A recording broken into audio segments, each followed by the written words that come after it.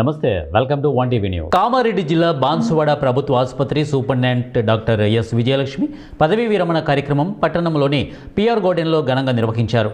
ఆమె తెలంగాణ రాష్ట్ర వైద్య విధాన పరిషత్ commissioner doctor S Ajay Kumar సతీమణి కావడం విశేషం. ఈ కార్యక్రమానికి ఎమ్మెల్యే పోచారం శ్రీనివాసరెడ్డి ముఖ్య అతిథిగా హాజరయ్యారు. ఈ సందర్భంగా పోచారం శ్రీనివాసరెడ్డి డాక్టర్ విజయలక్ష్మి సేవలను గుర్తించి ప్రత్యేక సన్మాన కార్యక్రమం నిర్వహించారు. అనంతరం ఆయన మాట్లాడుతూ సుదీర్ఘకాలం పాటు ప్రభుత్వ వైద్య సేవలు అంకిత భావంతో సేవలు అందించి రోగుల సేవలు అపూర్వమైన ముద్ర వేశారని, బాన్సువాడ ప్రభుత్వ ఆసుపత్రిని ప్రజలకు మరింత సౌకర్యవంతంగా తీర్చిదిద్దడంలో డాక్టర్ విజయలక్ష్మి కీలక పాత్ర పోషించారని ఆయన కొనియాడారు. అనుకున్నాను కానీ అటువంటి అవసరం రాకుండానే విజయలక్ష్మి గారు దవాఖాన నడిపించారు. అటువంటి అవసరం రాలేదు నాకు. అలాంటి ఒక మనస్తత్వం విజయలక్ష్మి గారికి ఉండడం, అజయ్ కుమార్ గారు వారి ఇద్దరు కలిసి నిజ జీవితంలో ఎంత సౌమ్యంగా ఉన్నారో పేషెంట్లకు కాపాడడంలో కూడా అంత సౌమ్యంగా ఉన్నటువంటి వ్యక్తులు ఇద్దరు భార్యాభర్తలు, అజయ్ కుమార్ గారు, విజయలక్ష్మి గారు. ఆ రిటైర్మెంట్ కాలంలోనే మీరు ఏం చేశారనేది గొప్ప అనేది మీకు ఒక కులమానం. ఆ 33 సంవత్సరాల్లో పలానా ప్రాంతంలో ఎల్లరెడ్డి ఎన్ని రోజులు, బాన్సువాడ ఎన్ని రోజులు, కామారెడ్డి ఎన్ని రోజులు, ఇవన్నీ చేసినాం. ఇంతకుముందు ఒక సోదరు చెప్పినట్టుగా 1,00,000 మందికి గైనకాలజిస్ట్గా అమ్మాయి విజయలక్ష్మి గారు 1,00,000 మందికి డెలివరీ చేసిందంటే ఇట్ నాట్ ఇస్ జోక్. ఒక్క డాక్టర్ 1,00,000 మంది కంటే నాట్ ఏ జోక్. ఇది జీవితంలో గొప్ప టార్గెట్ అది. కాబట్టి అలాంటి ఒక మంచి డాక్టర్ మనం ఈరోజు రిటైర్మెంట్ అవుతున్నా వారిని ఆనందంగా మనం రిటైర్మెంట్కు వారి శుభాకాంక్షలు తెలుపుతున్నాం. రిటైర్మెంట్ ఫంక్షన్లో నాకు అవకాశం దొరికింది కాబట్టి ప్రత్యేకంగా మీకు అందరికీ ధన్యవాదాలు, కృతజ్ఞతలు తెలియపరుస్తా ఉన్నాను. ఇవాళ అసెంబ్లీ పోలే నేను. బద్వేల్ మార్కెట్ యార్డ్ ఆవరణలో లూయి బ్రెయిలీ జయంతి వేడుకలు ఘనంగా నిర్వహించారు. ఈ కార్యక్రమానికి ముఖ్య అతిథిగా రాష్ట్ర అధ్యక్షులు ఇండ్ల ఓబులేష్, సూర్య యూత్ స్టైల్ అధినేత వల్లంకొండ సూర్య హాజరయ్యారు. అందులకు నిత్యావసర వస్తువులు, 3 టిక్కీల బియ్యం, బట్టలు ఉచితంగా ఇచ్చారు. లూయి బ్రెయిలీ ఆశయాలను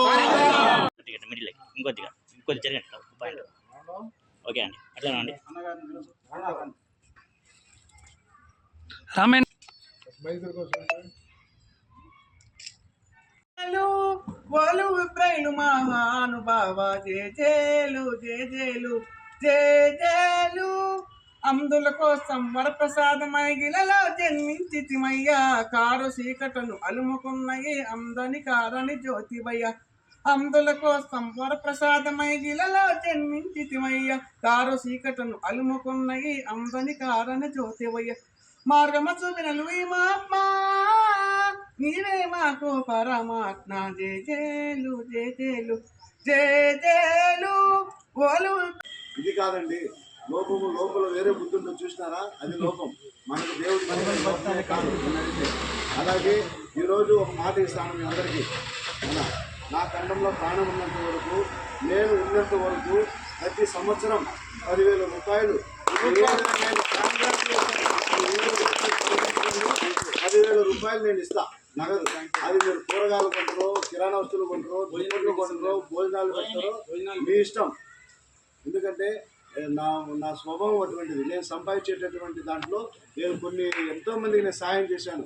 కరోనా టైంలో అయితే సుమారు 3 లక్షల రూపాయలు పైబడి నా సొంత డబ్బు. సో నేను ఎంతోమంది అందరికి ఇలాగే కొంతమంది వికలాంగులుగా ఉంది, చాలా కొంతమంది క్యాన్సర్ వచ్చి, కొంతమంది పచ్చిగద్ది వాయు వచ్చి కాలు చేతులు పడిపోయిన వాళ్ళు, అంటే సెలెక్టెడ్గా ఎంచుకొని ఒకరి ద్వారా పెంచుకొని స్వయంగా ఇది ఉత్తదే నిజమా అని వాళ్ళ ఇంటికే వెళ్ళి నేను ఇచ్చాను. అంటే నా శక్తికి మేర బియ్యం కావచ్చు, కిరాణా వస్తువులు కావచ్చు, కొంతమంది ఆర్థికంగా కావచ్చు. సో నేను ఇటువంటి పుణ్య కార్యక్రమం ఎందుకు చేస్తున్నానంటే నాకు కూడా ఆశ ఉంది. ప్రతి మనిషికి ఒక ఆశ జీవి అనమాట. నాకు కూడా ఒక ఆశ ఉంది. నేను ఈ భూమి నుంచి పోయిన తర్వాత నా భార్య బాగుండాలి, నా పిల్లలు బాగుండాలి, నేను చేసిన సేవ చేయాలనే కృపతోనే నేను ఇటువంటి కార్యక్రమాలు చేస్తూ ఉన్నా. నేను చేసిన సేవ నేను మరణించిన తర్వాత అయినా కూడా నా భార్యకు, నా పిల్లలకు, నా కుటుంబం అందరూ కూడా మనం ఒక LIC పాలసీ చేస్తాం. ఎందుకు చేస్తాం? ఒక LIC పాలసీ ఎందుకు చేస్తాం? మన తదనంతరము మనం చెల్లించి అదే ఈ భూమి నుంచి మనం మరణించిన తర్వాత మనం నమ్ముకున్న ఒక కుటుంబం ఉంటుంది కాబట్టి ఆ కుటుంబానికి ఎల్ఐసి ద్వారా వచ్చిన డబ్బులు కుటుంబం బాగుంటుంది. మనం చేసే సేవ కూడా అంతే. మనం మంచి చేస్తే దేవుడి రక్ష మనకు ఉంటుంది. సో ఆ యొక్క ఆశతోనే ఇటువంటి సేవా కార్యక్రమాలు చేస్తున్నా. ఇటువంటి అవకాశం ఇచ్చినందుకు నా చేతుల మీద ఆ యొక్క ఎవరు అన్నా నేను చెప్పారు చాలా పేద కుటుంబాన్ని. నిజంగా నాకు చాలా ఆనందంగా ఉంది. అటువంటి పేద కుటుంబానికి నేను నా వంతు నేను సహాయం చేస్తున్నందుకు నాకు చాలా ఆనందకరంగా ఉంది. అన్న ఒక వ్యక్తి ఉన్నాడు, అతను బట్టలు కావాలన్నాడు, ఏ కావాలి తీసుకోబ్బా అంటే అతనికి ఇచ్చాను. ప్రతి సంవత్సరం అన్న బాగా గుర్తుపెట్టుకోండి, మీరు జరిపే ప్రోగ్రామ్కి ఏదైతే ఉందో ప్రతి సంవత్సరం ఒకసారి 10,000 రూపాయలు నేను ఇస్తాను. అది మీరు ఏ దానికైనా వాడతాను. అది మీ ఇష్టం. నేను మాట్లాడుతున్నా ఈరోజు. Thank you very much. ఈ కేక్ కటింగ్ను గొప్ప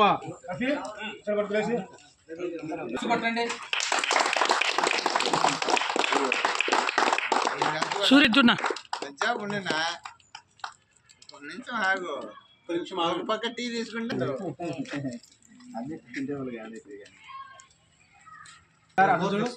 సారు కేక్ ఇస్తున్నాడు.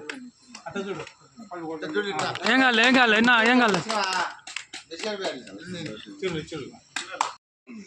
కేక్ కటింగ్ ఉంది. అందరికి కేకులు ఇస్తాం. ఇప్పుడు మేము ఊరికే ఫార్మాలిటీకి ఇచ్చినాము. కరాటే శిక్షణ పొందడం ద్వారా వ్యక్తుల్లో ఆత్మవిశ్వాసం మరింత పెరుగుతుందని కర్నూలు జిల్లా ఒలింపిక్ అసోసియేషన్ అధ్యక్షుడు బొల్లవరం రామాంజనేయులు వ్యాఖ్యానించారు. ఆదివారం స్థానిక స్పోర్ట్స్ అథారిటీ అవుట్డోర్ స్టేడియంలో జరిగిన కరాటే బెల్ట్ గ్రేడింగ్ ప్రధానోత్సవ కార్యక్రమంలో ఆయన ముఖ్య అతిథిగా పాల్గొని మాట్లాడారు. విద్యార్థులు కరాటేలో తమ శక్తి సామర్థ్యాల ద్వారా 6 నెలలకు ఒకసారి గ్రేడింగ్ టెస్టులను నిర్వహించి బెల్ట్లను వివిధ రకాలుగా విభజించి అందజేయడం ఆనవాయితీగా వస్తోంది అన్నారు. వీటి ద్వారా విద్యార్థి వ్యక్తిగత నైపుణ్యతలను కొలమానంగా తీసుకుని గ్రేడింగ్ బెల్టులను ప్రదానం చేస్తారని అన్నారు. విద్యార్థి యొక్క శారీరక ప్రగతిని బెల్టుల ద్వారా తెలుసుకోవచ్చని అన్నారు. ఇలా పెంపొందించుకోవాలన్నప్పుడు మీరు ఏకాగ్రతతో ఒక లక్ష్యాన్ని దృష్టిలో పెట్టుకొని చేయాలి. అంటే ఒక ఫిజికల్ మూమెంట్స్ ఎప్పుడైతే వస్తావో ప్రతి విద్యార్థి ఆరోగ్యంగా ఉంటాడు. ఈ ఆరోగ్యానికి మించినది లేదు కాబట్టి అలాగే ఆరోగ్యంతో పాటు మీకు విశ్వాసం అనేది కూడా పెరుగుతుంది. ఎస్ నేను ఫిజికల్గా ఫిట్ ఉన్నాను అనేటువంటి విషయం.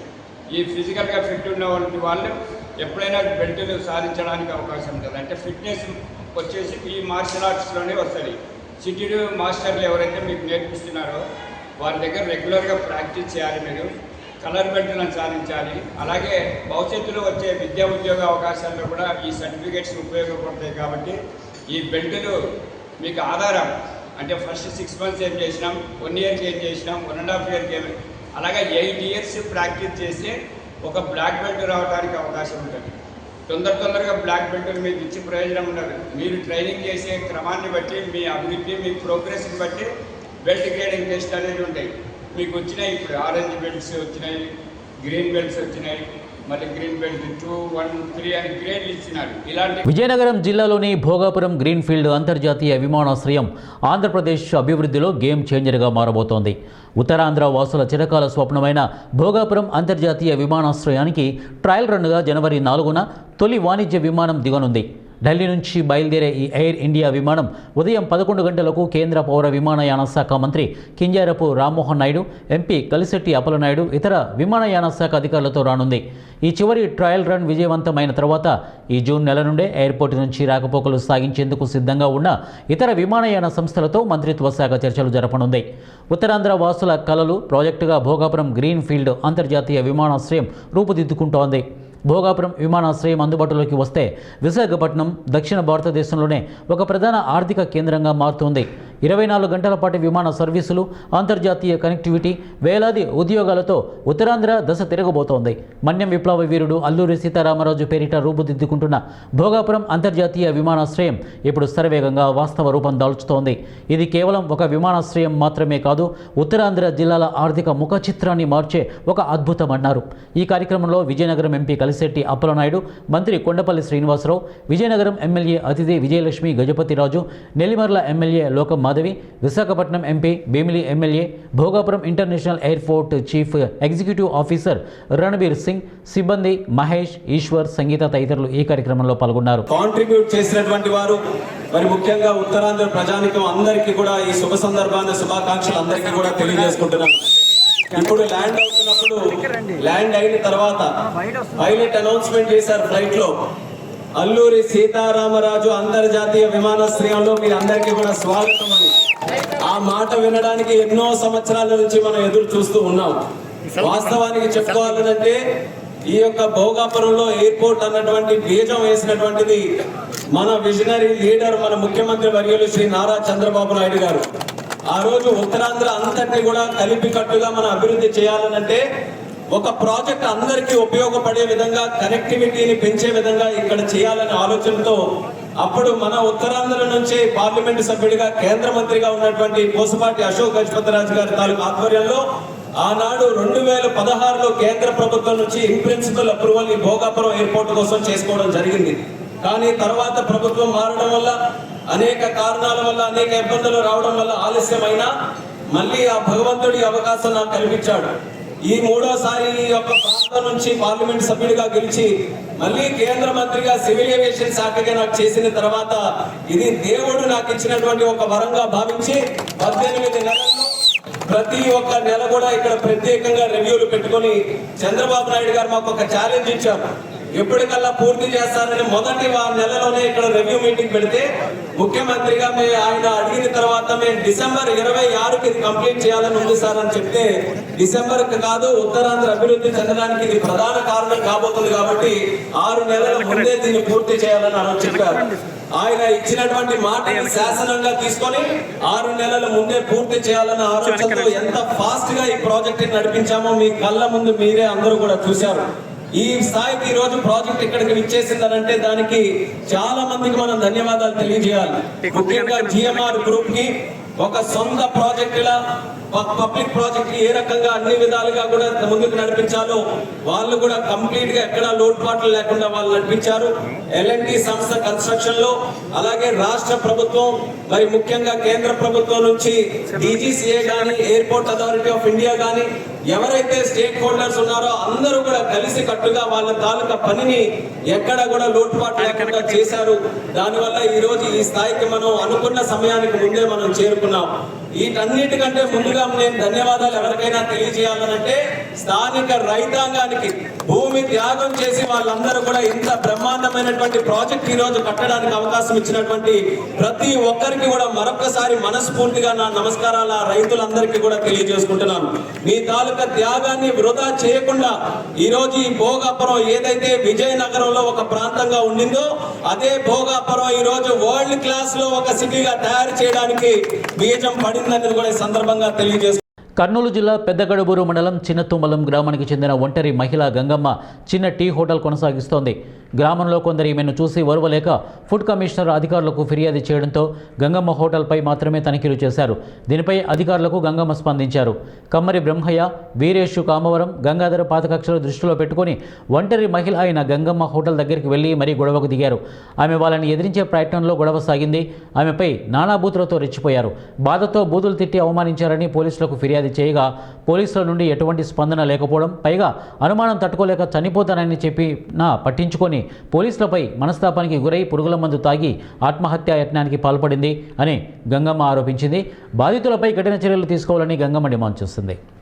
వచ్చిండేది గంగప్ప, ఆ తర్వాత ఈరేసి, ఆ తర్వాత కాళప్ప, బ్రహ్మయ్య, ఆ తర్వాత పూజారు అంతా చేపించి ఇక్కడ పంపించిండాడు ఆడపిల్లల కాడికి.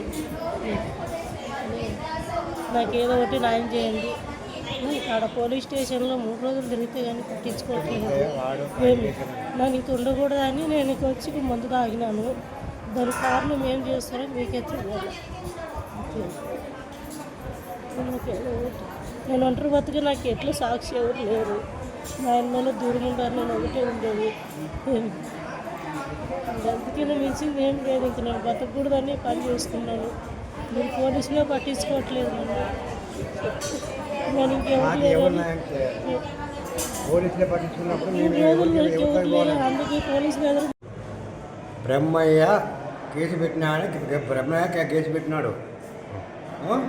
బ్రహ్మయ్య కేసు పెడితే వాడు ఎందుకు వచ్చినాడు? ఎవడు? బుడ్డప్ప కొడుకు గంగప్ప ఎందుకు వచ్చినాడు? అందుకోసమే అమ్మ యాక్షన్ తీసుకునేది.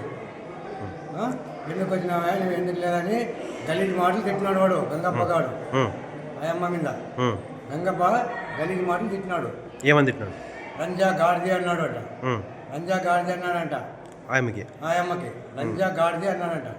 అని నాకు అది ఎందుకోసం నాకు ఇంత ఇది టార్చర్ చేస్తున్నారు ఎండక లేదు అని అడిగిందంట ఆయమ్మ. అడిగితే నువ్వు ఏం చేస్తాముండా ఏమి లేదు నువ్వు ఇంత ఏమవుతుంది అది ఇది అని అంటున్నాడంట వాడు గంగప్ప గాడు. వాడు ఈరేది గాడు కెమెరా తీసుకున్నాడంట. ఇది జరిగింది మా మ్యాటర్. అది ఆయమ్మ బాధపడలేక పోయి స్టేషన్ పోయి 2-3 రోజులు తిరిగిందంట. సార్ ఎట్లా ఏమైందంటే వాడు స్టేషన్ నెంబర్ పట్టించుకోలేదంట ఆయమ్మకి. ఆ బాధ తడలేక వచ్చి పెద్ద తమ్ముళ్ళ మందు తీసుకొని వచ్చి కాలం దగ్గర తాగింది. ఆమె మందు తాగినట్లా మీకు ఎవరు చెప్పిరి? మందు తాగినట్లు ఎవరు చెప్పిరి? అంటే పెద్ద తమ్ముడు ఇవే బులెటిన్ అప్డేట్స్. నెక్స్ట్ బులెటిన్లో కలుద్దాం. Until then keep watching 1TV news.